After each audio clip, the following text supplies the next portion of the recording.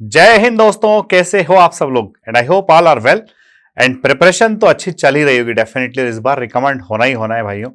पर ध्यान रखिएगा, एसएसबी इंटरव्यू है, बहुत ज्यादा डेस्परेशन शो करने की जरूरत नहीं है। ऐसे बच्चे जो भी अपकमिंग डेज में एसएसबी जा रहे हैं, बेटा आपको 5 डेज तक एकदम वहां फुल कॉन्फिडेंस के अंदर जीना है। एंड सारी चीजें एकदम कॉन्फिडेंस में करना है। एक टेस्ट बिगड़ने से दूसरा टेस्ट जो है उस पर उसका इंपैक्ट नहीं होने देना है।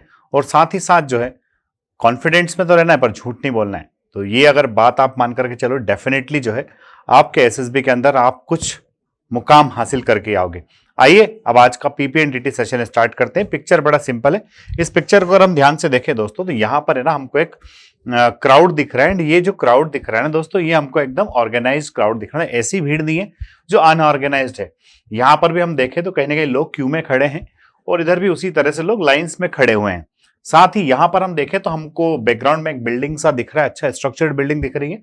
और दूसरा, यहां पर कोई बंदा हमें कुछ डिस्ट्रीब्यूट करते हुए दिख रहा है। आप देख सकते हैं यहां पर इनके हाथ में कुछ बाउल लाइक स्ट्रक्चर है। इस बेंच के ऊपर वहां पर वो कुछ देने या फिर लेने के लिए इस तरह का कोई प्रोग्राम है। और यहाँ देख रहे हो तो एक बड़ा बकेट नुमा स्ट्रक्चर है जिसके अंदर कुछ स्टोर रखा है, कुछ स्टोर करके रखा है, कोई चीज रखी हुई है। तो दोस्तों इस स्टिमुलस को देखने के बाद में आपके दिमाग में क्या स्टोरी आती है, आप लोग है ना कमेंट बॉक्स में जरूर लिखिए कि इस पिक्चर को देखने के बाद में आपके माइंड में क्या थीम आई। और दूसरा, आप किस एंट्री के लिए एसएसबी इंटरव्यू की प्रिपरेशन कर रहे हो। अब इतना सब कुछ मैंने एक्सप्लेन कर ही दिया है, तो डेफिनेटली आप जो है बहुत अच्छी स्टोरी लिख सकते हो उसके ऊपर। दोस्तों मुझे एक स्टोरी इस पे समझ में जो आती है वो ये आती है कि हो सकता है ये किसी हॉस्पिटल का सीन हो। एंड वी सी कि गवर्नमेंट हॉस्पिटल जो होते हैं, गवर्नमेंट हॉस्पिटल्स में जो पेशेंट्स होते हैं, पेशेंट्स के साथ साथ काफी सारे अटेंडर्स होते हैं। एंड कभी कभार कुछ लोग वहां पर आकर के community help, community service type से करते हैं कि वहां आकर के वो नीडी पीपल या फिर अटेंडेंट्स जो है उनके लिए ब्रेकफास्ट या फिर कुछ डिस्ट्रीब्यूट इस तरह से कर रहे होते हैं। एक अरेंज जो है वहां पर चीजें हो सकती है। दूसरा सर, अगर मैं चाहूं इसको हॉस्पिटल ना मानूं तो फिर क्या लिख सकता हूं। तो आप बताओ आप क्या लिख सकते हो। अगर आपको दिमाग में कुछ आ रहा है तो लिखते क्यों नहीं हो। भावनाओं को जाहिर करना बड़ा जरूरी है। आज की तारीख में इंसान क्या हो गया है, एकदम है ना सिर्फ लिए जा रहा है, उसके दिमाग में चीजें डाले जा रहे हैं बट वो बाहर नहीं ला रहा है। जब तक आप एक्सप्रेस नहीं करोगे तब तक आपको समझ में नहीं आएगा कि आप किस बेहतर वे में चीजों को डिलीवर कर सकते हो। तो आइए स्टार्ट करते हैं। मैंने अपनी स्टोरी में क्या लिखा है दोस्तों। एसएसबी इंटरव्यू का जो मोस्ट अवेटेड कैंप होता है, कुछ बच्चों के बहुत सारे कमेंट्स आ रहे थे कि सर एक कैंप ला दो प्लीज, जल्दी ला दो कैंप। तो अभी जो अपकमिंग कैंप है 2 जनवरी 2025 से आ रहा है। इस कैंप में 5 डेज का कैंप होगा। 2 जनवरी से स्टार्ट होकर के 6 जनवरी तक ये कैंप चलेगा। और इसमें तीनों असेसर्स आपका असेसमेंट करेंगे। फोर्स डिफेंस एकेडमी के लार्ज जीटीओ ग्राउंड पर आपको प्रैक्टिस करने का मौका भी मिलेगा। तो अगर आपका एसएसबी जो है वो 10 जनवरी के बाद हो तो डेफिनेटली इस कैंप का हिस्सा बनिए, आपको इस कैंप से फायदा मिलेगा। अब आइए मैंने अपनी स्टोरी के अंदर क्या लिखा है हम डिस्कस करते हैं। तो दोस्तों हमने अपनी स्टोरी में वो जो हॉस्पिटल वाला एक्शन है, हॉस्पिटल वाला थीम है, वो तो मैंने आपको बता ही दिया।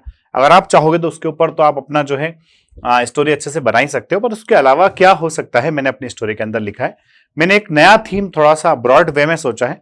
हो सकता है पीपीटीटी के बजाय टीएटी में आपको ज्यादा मदद करे। तो देखो मैंने अपनी स्टोरी में क्या लिखा है। सोमेश, अ post graduate boy, was well aware about the requirement of a community house in his locality. कि जो सोमेश है वो वेल अवेयर है कि उसकी लोकेलिटी में कम्युनिटी हाउस होना चाहिए। जनरली लोग जो है अपने अपने बच्चों की शादी करते हैं या फिर और भी कोई ओकेजन फंक्शन उनके यहाँ होते हैं तो उनको हमेशा रेंटेड हाउस लेना पड़ते हैं, रेंटेड गार्डन्स लेना पड़ते हैं। तो सोमेश अवेयर था कि नहीं भाई हमारी लोकेलिटी में कम्युनिटी हाउस होना चाहिए। As all the time people have to organize their functions at rented place. To meet this requirement, Somesh had a meeting of the local people in which they decided to collect funds on local basis and also take some help from local MLA. तो दोस्तों क्या करता है सोमेश, सोमेश ने सोचा है कि भाई एक कम्युनिटी हाउस हमारे होना चाहिए। तो क्या करता है, अपने लोकल लोग जो है वहां के इंटरेस्टेड पीपल उनकी एक मीटिंग बुलाता है। उस मीटिंग में वो लोग डिसीजन लेते हैं कि चलो हम भाई पहले तो खुद लोकल लेवल पर कुछ फंड्स कलेक्ट करते हैं, साथ ही साथ कुछ फंड्स हम कहां से लेकर के आएंगे, लोकल एमएलए से लेकर आएंगे। लोकल एमएलए इस तरह की चीजों के लिए डेफिनेटली फंड्स देते हैं या हेल्प करते हैं। Somesh took responsibility to arrange funds from MLA. Somesh जो है एमएलए से फंड्स को अरेंज कराने की जवाबदारी लेता है। चलो भाई एमएलए साहब के यहाँ जो डेलीगेशन जाएगा उस डेलीगेशन को मैं लेकर के जाऊंगा या उस डेलीगेशन के साथ में मैं जाऊंगा। ठीक है। He with some members of the group went to MLA with the proposal and explained in details. ठीक है। सोमेश जो है अपने प्रपोजल के साथ एमएलए तक जाता है। एमएलए को अपना प्रपोजल एकदम डिटेल में एक्सप्लेन करता है। एमएलए एग्रीड टू हेल्प और एमएलए साहब जो है हेल्प करने के लिए राजी हो जाते हैं कि नहीं यार ये तो बड़ा अच्छा काम कर रहे हो, मेरे को तो इसमें तुम्हारी मदद करना चाहिए, ठीक है। They also collected funds at local level as well, और साथ ही साथ वो लोकल लेवल पर भी फंड्स कलेक्ट करते हैं। दोस्तों इस तरह की एक्टिविटीज आज भी हमारे हिंदुस्तान में अलग अलग जगह, अलग अलग टाउन्स में, अलग अलग गांव में होती है। तो लोग अपने लेवल पर फंड्स कलेक्ट करते हैं। After having arrangements they had a discussion with a contractor, है ना। इसके बाद जब फंड्स की व्यवस्था हो जाती है तो एक कॉन्ट्रैक्टर से डिस्कशन कर लेते हैं। Made a detailed planning for house on different parameters, है ना। सारे अलग अलग पैरामीटर्स पर उस हाउस के लिए वो डिस्कशन करते हैं। And gave him contractor, contractor को कॉन्ट्रैक्ट देते हैं, भाई चलो ये बिल्डिंग आपको बनाना है, ठीक है। Civil engineer provide a beautiful layout, civil engineer साहब बहुत बढ़िया ब्यूटीफुल लेआउट उसका दे देते हैं। Contractor completed within time, contractor जो है इस हाउस को विद इन टाइम कंप्लीट कर देता है। For inauguration Somesh and his team members invited MLA and all the important people, सारे इंपॉर्टेंट पीपल को और एमएलए को जो है वो लोग बुलाते हैं इनॉग्रेशन के लिए, शुभारंभ के लिए। दे डिड हवन पूजन भी करते हैं। Arrangements for Prasad for all, और जितने भी लोग आते हैं सबके लिए प्रसाद का भी अरेंजमेंट करते हैं। आप देख रहे हो कि वहां लाइन में खड़े होकर के लोग कुछ ले रहे हैं, मतलब वहां वो प्रसाद के पैकेट्स बैठ रहे हैं, ठीक है।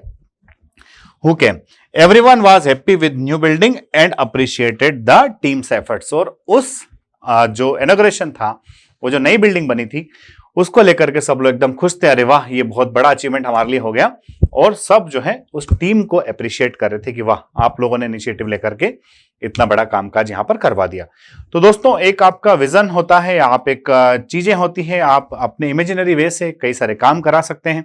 इस तरह का बड़ा बिल्डिंग बनाना एक थोड़ा सा लंबा टास्क था। अगर आप हॉस्पिटल में जरूरतमंद लोगों को फूड डिस्ट्रीब्यूट कराते हैं तो एक छोटा टास्क हो सकता है, और उसको भी आपकी उम्र का लड़का आसानी से कंप्लीट करा सकते हैं। तो आपके पास में इमेजिनेशन होना चाहिए, रिपीटेड स्टोरीज नहीं होना चाहिए। हर स्टोरी के अंदर वो call letter, job, NDA, SSB, इसके अलावा भी दुनिया में बहुत कुछ है, आप देखेंगे तो डेफिनेटली आपको मिलेगा। एंड आपको स्टोरीज लिखने में बड़ी मदद होगी। वीडियो अगर अच्छा लगा है तो लाइक शेयर सब्सक्राइब करना ना भूलें। साथ ही एसएसजी वर्ल्ड का टेलीग्राम और इंस्टाग्राम दोनों है, आपका भरपूर मोहब्बत वहां मिलती रही है। आप में से अगर कोई बच्चा नया देख रहा है तो उसको जरूर सब्सक्राइब करें। अगले वीडियो में जल्द ही मिलते हैं। जय हिंद, जय भारत, इंकलाब जिंदाबाद, भारत माता की जय।